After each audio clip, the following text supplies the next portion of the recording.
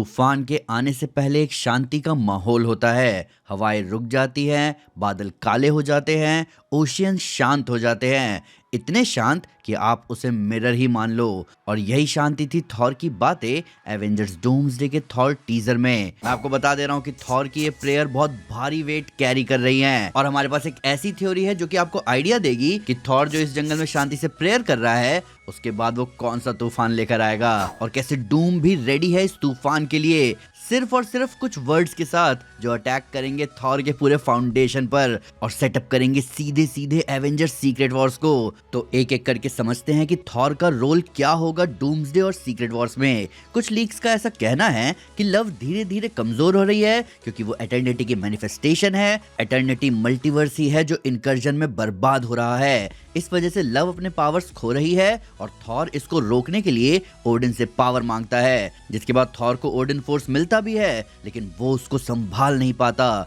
Doomsday के second teaser में हम थॉर को साफ साफ बोलते हुए सुनते हैं कि father, all my life I have answered the calls of honor, duty and battle, but fate offered me something I never hoped for, a child, a life preserved from the storm. Grant me the strength of All Father. Let me remain long enough to see my love once more, defeat one more enemy and return home to her. जिससे साफ साफ जाहिर होता है कि love इस multiversal chaos में पिस रही है और थॉर लव का पिता होने के नाते हर वो चीज करना चाहता है जिससे वो ठीक हो। यहाँ पर सबसे बड़ा क्लू यही है कि थॉर को पता है कि जो हो रहा है वो नेचुरल नहीं है बल्कि कोई करवा रहा है, या फिर उसको पता है कि कोई आपदा में अवसर बना रहा है। इसलिए वो कहता है कि मुझे इस एक दुश्मन से लड़ने की ताकत दीजिए। अब एक्समैन वाले टीजर से हमें इतना तो क्लियर है कि मल्टीवर्स मुसीबत में है, जहाँ सभी मल्टीवर्स के जीनियस सुपर हीरोज को मिलकर पहले एक डूम्सडे क्लॉक बनाना होगा ताकि उन्हें पता चले कि उनके पास कितना समय बाकी है, जैसे रीड ने कॉमिक्स में बनाया था, जहां वो देखता है कि अभी भी कितने यूनिवर्सेस बचे हैं मल्टीवर्स में। हालांकि सुपर हीरोज कितनी भी मेहनत कर ले,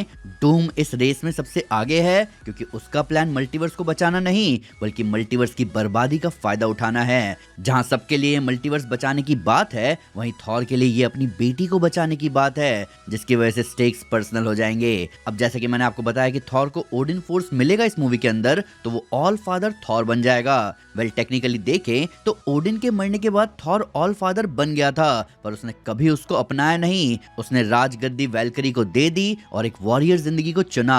अब ऑल फादर थॉर जो हमें एमसीयू में दिखेगा, इसके पास होगा Odin force. Odin force comics में एक रॉ, एंशिएंट और कॉस्मिक एनर्जी है जो एक ऑल फादर को मिलती है। इससे रियलिटी बेंड हो सकती है और टाइम स्पेस को भी इन्फ्लुएंस किया जा सकता है। इस पॉइंट पर थॉर गॉड्स का भी गॉड बन जाता है, जहां उसकी लाइटनिंग व्हाइट से गोल्ड पर शिफ्ट हो जाती है, जैसे हमने ज़्यूस को देखा था थॉर लव एंड थंडर में। ये सिर्फ लाइटनिंग अपग्रेड नहीं है बल्कि पावर अपग्रेड है। और यहीं पर लीक्स इंटरेस्टिंग हो जाते हैं क्योंकि एक लीक के अनुसार थॉर ओडिन फोर्स को फुल्ली हैंडल नहीं कर पाता, वो फिजिकली ओवरपावर्ड हो जाता है, जो कि एवेंजर्स को अपर हैंड देगा डूम के अगेंस्ट। फाइनल बैटल या क्लाइमैक्स में जब all father Thor Odin force के साथ डूम को रोकने की कोशिश करेगा, तब मल्टीवर्स ऑलमोस्ट खत्म हो चुका होगा, जहां बिलियंस मर रहे होंगे और रियलिटी टूटकर बिखर रही होगी। और इसी बीच लव या तो इनकर्जन की वजह से मर जाएगी या एटर्निटी के खत्म होने की वजह से। और यहीं डूम अपनी चाल चलता है, जहां वो ओरिजिनल सिन कॉमिक स्टाइल में थॉर के कान में 3 वर्ड्स बोलता है, जो कि है गॉर वाज राइट। और सिर्फ इतना सुनते ही थॉर फ्रीज हो जाएगा क्योंकि गॉर का कोर आर्गुमेंट यही था, गॉड सेल्फिश होते हैं जो मॉर्टल्स की मदद के लिए नहीं आते। और डूम्सडे में भी यही होगा, कोई भी गॉड थॉर की मदद करने के लिए उसके साथ नहीं खड़ा होगा। इसके अलावा गॉड ने एमसीयू के अंदर गॉड्स को मारने की जगह अपनी बेटी को जिंदगी दिलवाई थी, जो कि कुछ समय बाद ही खत्म हो गई। तो ये चीज भी थॉर को अंदर से तोड़ देगी। थॉर एक ऐसा भगवान बन जाएगा जो ना अपनी माँ को बचा पाया, ना अपने बाप को, ना अपने भाई को, और अब ना ही अपनी बेटी को।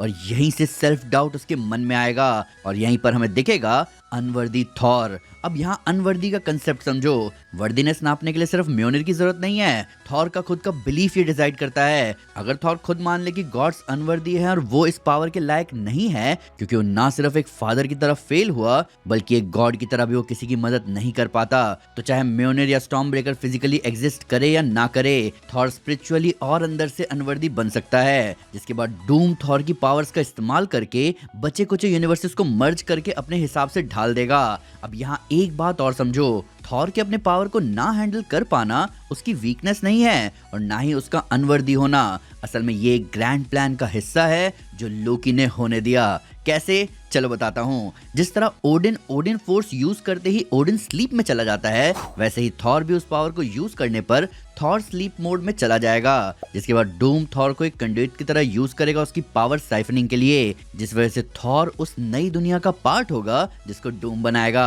अब थॉर जो हमेशा ओडिन स्लीप में होगा, उसको उठाना ही एवेंजर्स के लिए कई सारे साइड क्वेस्ट में से एक होगा सीक्रेट वॉर्स में, ताकि वो डूम को हराकर सब कुछ पहले जैसा कर सके। अब ये चीज इसलिए मैटर करती है क्योंकि जब भी कोई सेल्फ डाउट में होता है या खुद को कम आंकता है, तो भाई हमें बस एक सपोर्ट या किसी ऐसे की जरूरत पड़ती है जो हम पर विश्वास कर सके। उसी तरह एवेंजर्स के ग्रुप से कोई थॉर को ये एहसास दिलाएगा कि लव की डेथ और दुनिया को फिर से पहले जैसा किया जा सकता है, अगर तुम अपनी पावर्स खुद के लिए यूज करके डूम से लड़ो, ना कि उसको अपनी पावर्स दो। ये जितना सिंपल लग रहा है उससे कई ज्यादा लेयर्ड होगा। मैं तो बस इसको थ्योरी फॉर्म में बता रहा हूँ, तो शायद आपको इसका इम्पैक्ट उतना फील ना हो, पर जिस मोमेंट कोई कैरेक्टर अपनी पोटेंशियल पहचानता है और कम बैक करता है, वो बहुत एपिक मोमेंट होता है। ये थॉर फैंस से अच्छा कोई नहीं जानते, क्योंकि रैग्नारॉक और इन्फिनिटी वॉर की एंट्री आज भी मार्वल फैंस के दिमाग में छपी हुई है। अब जैसे कि मैंने कहा कि ये सब लोकी का प्लान हो सकता है, क्योंकि भाई वो कस्टोडियन ऑफ मल्टीवर्स है और उसने हर पॉसिबिलिटी को होते हुए देखा होगा, तो उसने लव के कुछ एसेंस को शायद तक प्रिजर्व किया है, जिसको वो एक बूस्ट की तरह यूज करेगा थॉर को जगाने के लिए, या फिर जब नया एमसीयू बनेगा तो उसमें लव वापस आएगी।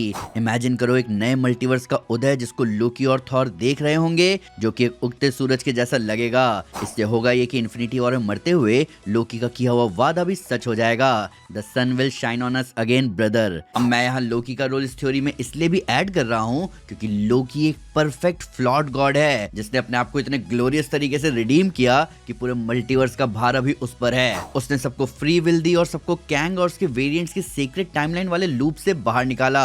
लोकी सबसे बेस्ट बीइंग है जो थॉर को ये समझाए कि भाई माना कि गॉड्स फ्लॉड हैं और वो खुद के बारे में सोचते हैं, पर कुछ ऐसे भी हैं जो सेल्फलेसली मॉर्टल्स के लिए लड़े, जिनकी कहानियां सुनकर हम बड़े हुए। लोकी थॉर को अपनी माँ फ्रिगा के सैक्रिफाइस की याद दिलाएगा, वो याद दिलाएगा सिफ ने क्या कुछ खोया है सबको बचाने के लिए, वो याद दिलाएगा जेन फॉस्टर के सैक्रिफाइस के बारे में। हाँ, गॉड सही कह रहा था, हाँ गॉड सेल्फिश हैं, पर तुम मेरे भाई तुम सेल्फिश नहीं हो। तुम तो उन सेल्फिश गॉड्स को बचाने के लिए गॉड किलर से भिड़ गए।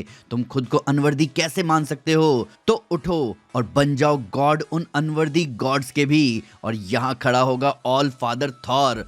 ऑल फादर सिर्फ एसगार्ड का नहीं, बल्कि उन सभी गॉड्स का। यहाँ सामने आएगा द गॉड ऑफ अनवर्दी। तो ये था दोस्तों एक डार्क पर जबरदस्त आर्क थॉर का एवेंजर्स डूम्सडे और सीक्रेट वॉर्स में। देखो ऑब्वियसली डूम्सडे और सीक्रेट वॉर्स सिर्फ थॉर की मूवी नहीं है, पर मुझे एक बात बताओ, थ्योरी क्रेजी थी कि नहीं? अभी आप मुझे बताओ कि आपको क्या लगता है, डूम थॉर को उसके गॉर वाले आर्क के थ्रू कंट्रोल कर सकता है? क्या हम फैंस डिजर्व नहीं करते थॉर के सबसे पावरफुल फॉर्म को विटनेस करने का? और क्या मार्वल इतना डीप जाएंगे थॉर के आर्क को लेकर? आइए इन सब के बारे में कमेंट्स में डिटेल में बात करें। थ्योरी अच्छी लगे तो लाइक जरूर करें और चैनल को सब्सक्राइब करना ना भूलें। साथ ही साथ एक स्टेप आगे आकर अपने फेवरेट चैनल को सपोर्ट करें मेंबरशिप लेकर। Thank you guys, this is Aman Sinha and you are super super.